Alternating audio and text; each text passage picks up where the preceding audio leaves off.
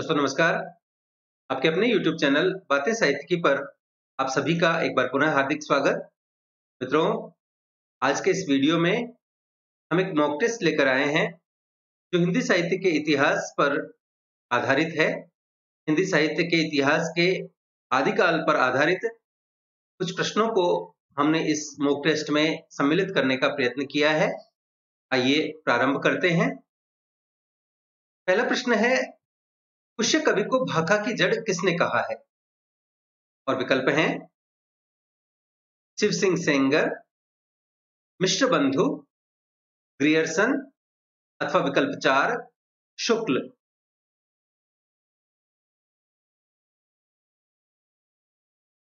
और सही उत्तर है विकल्प 1 शिव सिंह सेंगर। अगला प्रश्न है, का तरवर पंच बिडाल शुक्ल के अनुसार पंच बिडाल में शामिल नहीं है। विकल्प हैं आलस्य, हिंसा, काम अथवा ममता।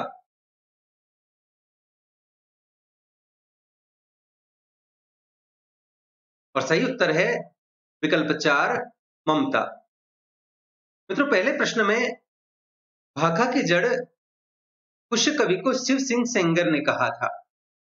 शिव सिंह सेंगर ने अपनी रचना शिव सिंह सरोज में पुष्य नाम के एक कवि का उल्लेख किया है जिसे भाखा की जड़ कहा गया है और जिसका समय सन 713 ईस्वी दिया गया है।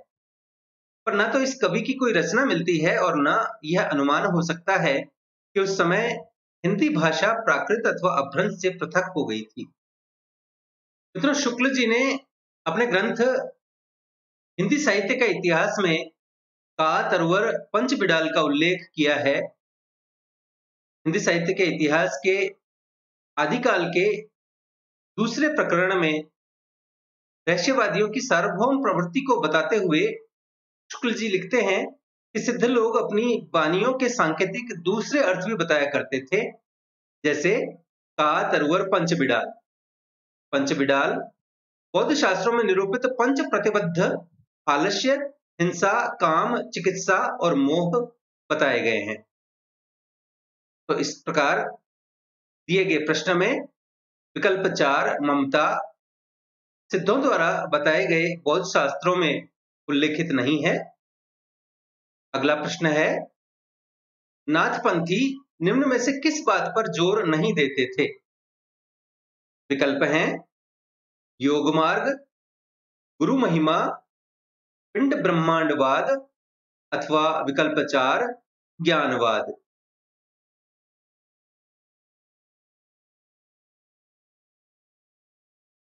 और सही उत्तर है विकल्प 4 ज्ञानवाद।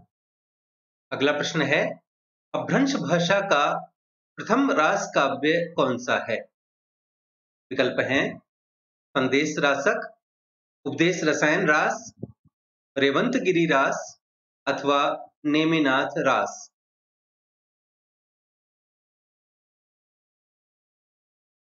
और सही उत्तर है उपदेश रसायन रास। मित्रों, उपदेश रसायन रास जिनदत्त सूरी की रचना है। इसका रचना काल है 1143 ईस्वी। अगला प्रश्न है, सिद्धों के पंचमकार में कौन सा तत्व शामिल नहीं है? मांस, मत्स्य, मैथुन अथवा उपर्युक्त सभी।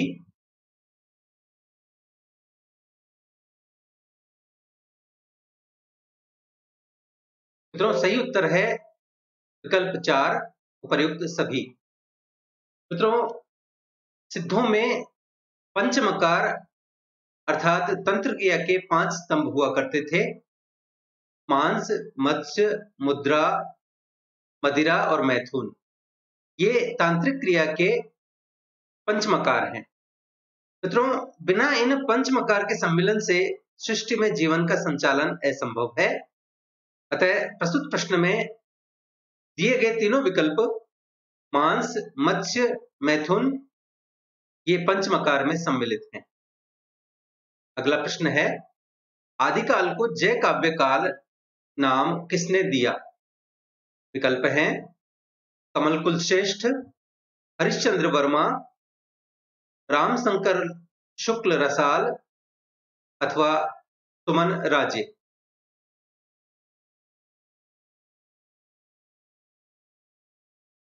और सही उत्तर है विकल्प 3 रामशंकर शुक्ल रसाल।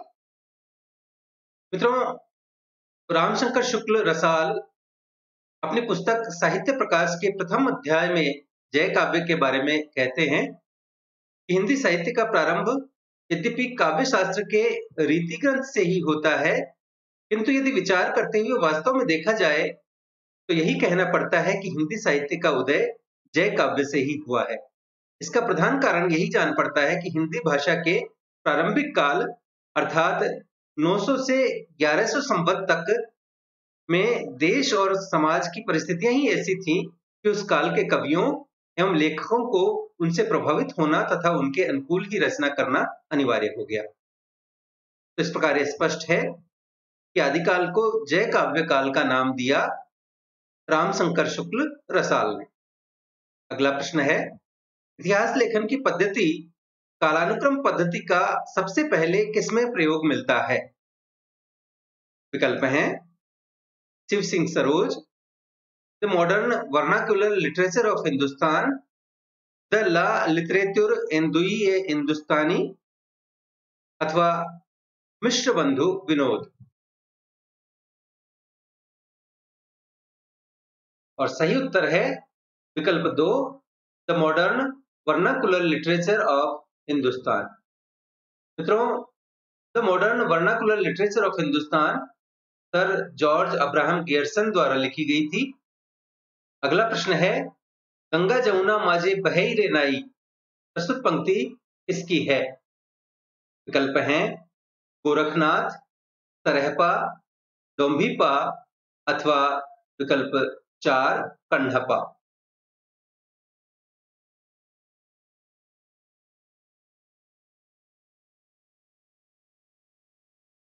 और सही उत्तर है विकल्प 3 डोंभिपा।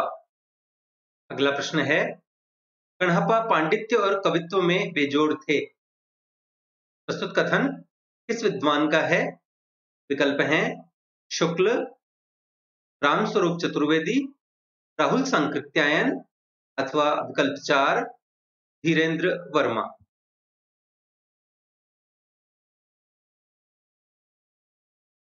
और सही उत्तर है विकल्प 3 राहुल सांकृत्यायन।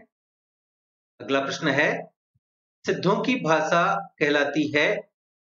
विकल्प 1 संध्या भाषा, विकल्प 2 निमाड़ी, विकल्प 3 अपभ्रंश, विकल्प 4 प्राकृत।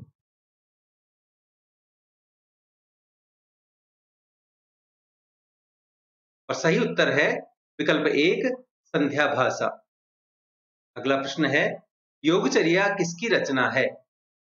विकल्प हैं लुइपा, कण्हपा, सरहपा अथवा विकल्प 4 डोंबिपा।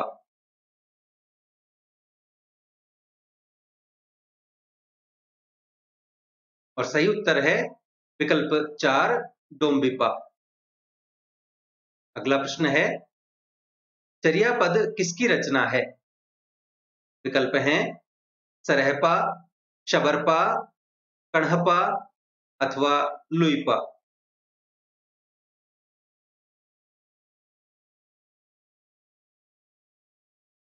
और सही उत्तर है विकल्प 2 शबरपा।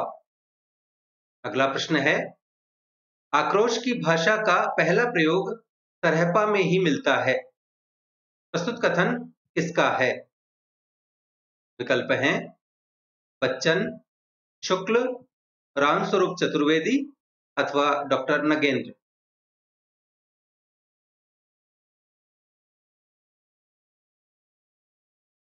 और सही उत्तर है विकल्प 1 बच्चन। अगला प्रश्न है, महापुराण में कितने महापुरुषों का वर्णन है? विकल्प हैं 61, 62, 71 अथवा 63।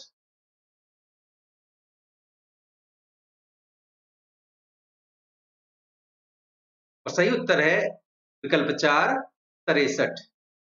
अगला प्रश्न है, आदिकाल नाम भ्रामक है, इससे बाबा आदम के जमाने का आभास होता है।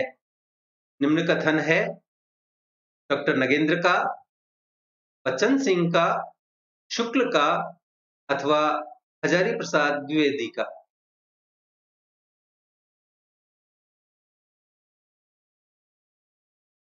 और सही उत्तर है विकल्प 2, बच्चन सिंह। अगला प्रश्न है, ज्ञानदेव के अनुसार गोरखनाथ की शिष्य परंपरा का सही क्रम क्या है? विकल्प हैं आदिनाथ, मत्स्येंद्रनाथ, गैनीनाथ, गोरखनाथ। आदिनाथ, मत्स्येंद्रनाथ, गोरखनाथ, गैनीनाथ, मत्स्येंद्रनाथ, गोरखनाथ, आदिनाथ, गैनीनाथ अथवा गोरखनाथ, गैनीनाथ, मत्स्येंद्रनाथ, आदिनाथ। और सही उत्तर है विकल्प 2, आदिनाथ, मत्स्येंद्रनाथ, गोरखनाथ और गैनीनाथ। अगला प्रश्न है, गारसा दत्तासी के इतिहास का हिंदी में अनुवाद सर्वप्रथम किसने किया? विकल्प हैं डॉक्टर लक्ष्मी सागर वार्ष्णेय, किशोरीलाल गुप्त, पीतांबर बड़थवाल अथवा धीरेन्द्र वर्मा।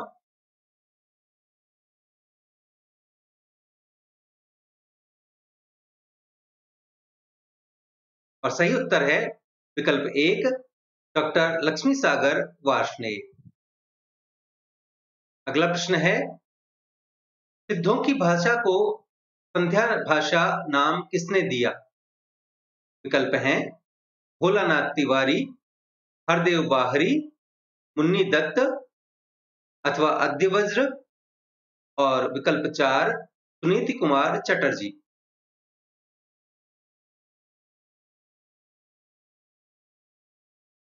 और सही उत्तर है विकल्प 3, मुन्नी दत्त अथवा अद्यव्रत ने।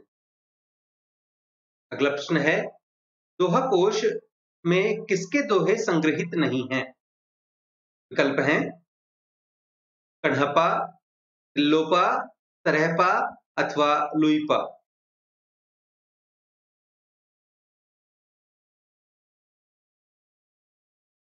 और सही उत्तर है विकल्प 4, लुइपा।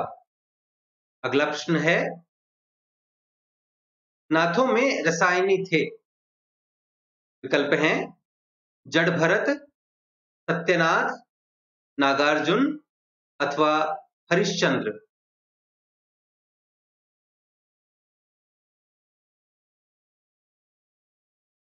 और सही उत्तर है विकल्प 3, नागार्जुन। आइए कुछ और प्रश्नों को देखते हैं। पहला प्रश्न है, आदिकाल को आधार काल नाम किसने दिया? विकल्प हैं नीलाभ, सुमन राजे, मीर्जा माधव अथवा ब्रजरत्न दास।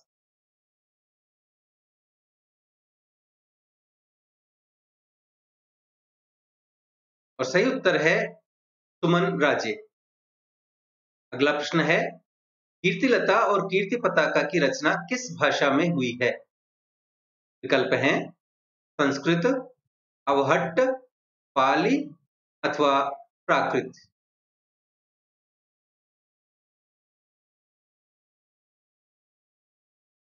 और सही उत्तर है विकल्प 2, अवहट्ट। अगला प्रश्न है, देसिल बहना सब जन मिठा, ते तैसन जपो अवहट्टा। पंक्ति किसकी है? विकल्प हैं देवसेन, शबरपा, विद्यापति अथवा कण्हप्पा।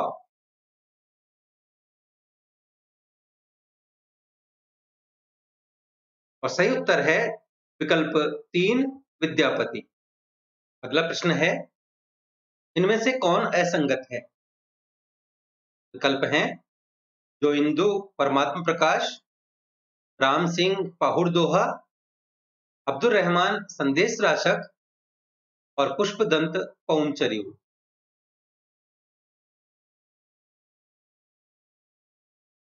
और सही उत्तर है विकल्प 4, पुष्पदत्त पौंचर्यु। मित्रों, पौंचर्यु की रचना पुष्पदंत ने नहीं बल्कि स्वयंभू ने की थी। अगला प्रश्न है, आध्यात्मिक रंग के चश्मे आजकल बहुत सस्ते हो गए हैं। उन्हें चढ़ाकर, जैसे कुछ लोगों ने गीत गोविंद के पदों को आध्यात्मिक संकेत बताया है, वैसे ही विद्यापति के इन पदों को भी। प्रयुक्त कथन शुक्ल के हिंदी साहित्य के इतिहास के आदिकाल के किस प्रकरण से है? विकल्प हैं प्रकरण 1, प्रकरण 2, प्रकरण 3 अथवा प्रकरण 4। और सही उत्तर है विकल्प 4, प्रकरण 4।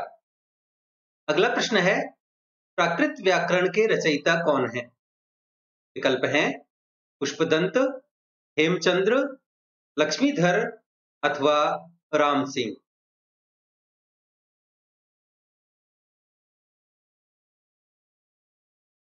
और सही उत्तर है विकल्प 2, हेमचंद्र। अगला प्रश्न है, उत्तरी अपभ्रंश को सर्वप्रथम पुरानी हिंदी किसने कहा? विकल्प हैं रामचंद्र शुक्ल, राहुल सांकृत्यायन, रामविलास शर्मा अथवा चंद्रधर शर्मा गुलेरी।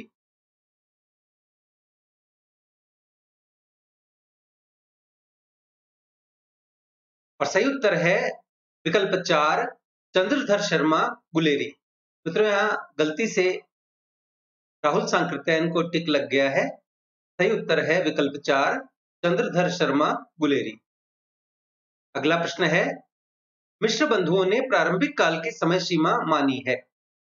विकल्प हैं 700 से 1420, 682 से 1444, 750 से 1350 और 700 से 1444।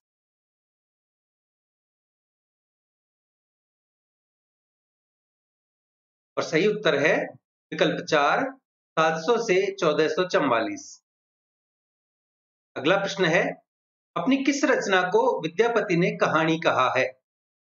विकल्प हैं कीर्तिलता, कीर्ति पताका, दोनों को अथवा गोरक्ष विजय को।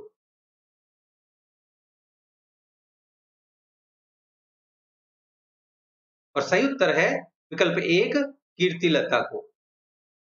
अगला प्रश्न है, विद्यापति को जातीय कवि किसने कहा? विकल्प हैं बच्चन सिंह, शुक्ल जी, हजारी प्रसाद द्विवेदी अथवा विकल्प 4, इनमें से कोई नहीं।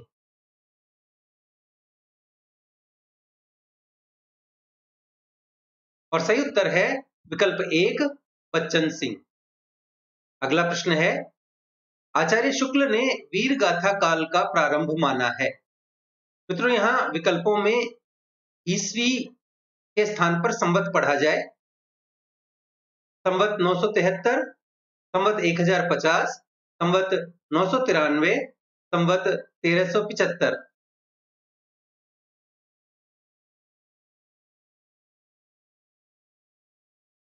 और सही उत्तर है विकल्प 2, संवत 1050। अगला प्रश्न है, जॉर्ज ग्रियर्सन ने हिंदी साहित्य के आदिकाल को क्या नाम दिया? विकल्प हैं चारण काल, प्रारंभिक काल, वीरगाथा काल अथवा अपभ्रंश काल।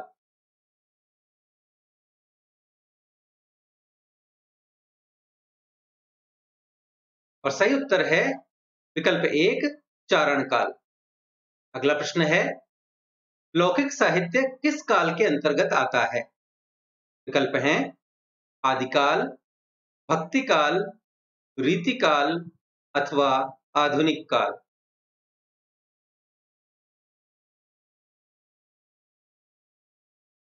और सही उत्तर है विकल्प 1, आदिकाल। अगला प्रश्न है, राजमती का विरह वर्णन बीसल देव रासो के किस खंड में है? आपके विकल्प हैं खंड 1, खंड 2, खंड 3 अथवा विकल्प 4, खंड 4।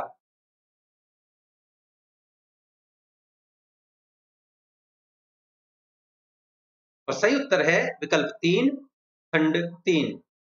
अगला प्रश्न है, जोई जोई पिंडे सोई ब्रह्मांडे पंक्ति किसकी है?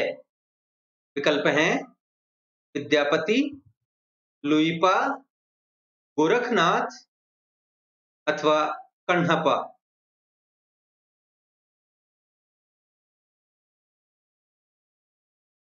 और सही उत्तर है विकल्प 3 गोरखनाथ। अगला प्रश्न है का तरुवर पंच बिडाल किसकी पंक्ति है? विकल्प हैं लुईपा, विरूपा, सरहपा अथवा कण्हपा।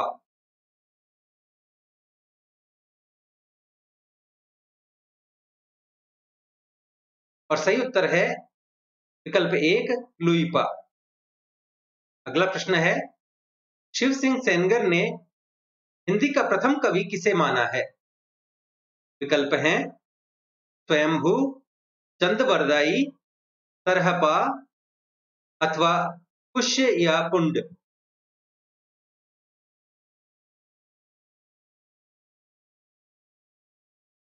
और सही उत्तर है विकल्प 4 पुष्य अथवा पुंड। अगला प्रश्न है जयमयंक जस चंद्रिका नामक ग्रंथ किसका है?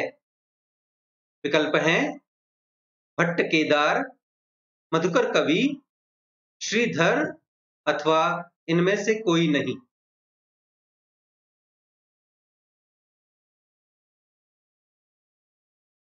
और सही उत्तर है विकल्प 2 मधुकर कवि। अगला प्रश्न आदिकाल को संधिकाल नाम किसने दिया? विकल्प हैं ग्रियर्सन, रामकुमार वर्मा, डॉक्टर रसाल अथवा विकल्प 4 मिश्र बंधु।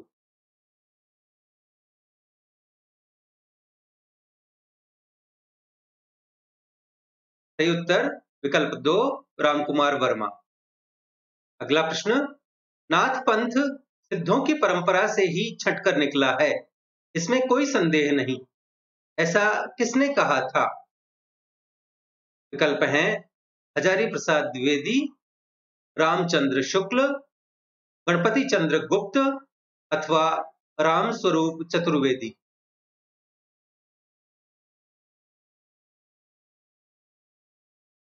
और सही उत्तर है विकल्प 2 रामचंद्र शुक्ल। अगला प्रश्न बीसलदेव रासों के रचनाकार कौन हैं? विकल्प हैं जगनिक, नरपति नाल्ह, हुमाण रासो अथवा भट्ट केदार।